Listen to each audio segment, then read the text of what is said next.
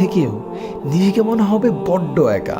এই অনুভূতিগুলো স্পেশালি তখনই হয় যখন আপনি অনেক দিন ধরে আপনার রবকে ভুলে থাকেন, কিংবা আপনি রবের ইবাদত তো করছেন বাট পূর্ণ মনোযোগ দিয়ে করছেন না, দায়সারাভাবে খুশুখুজুবিহীন সালাত আদায় করছেন।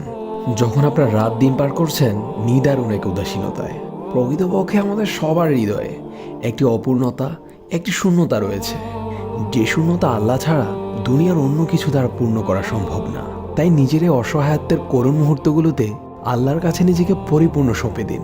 যেভাবে সম্ভব নীরবে, ফুঁপিয়ে অথবা হাউমাউ করে আল্লাহর দরবারে ইচ্ছে মতো কাঁদুন। আপনার রবের কাছে যে আপনার চোখের পানি অনেক মূল্যবান। আপনি তো তা জানেনই।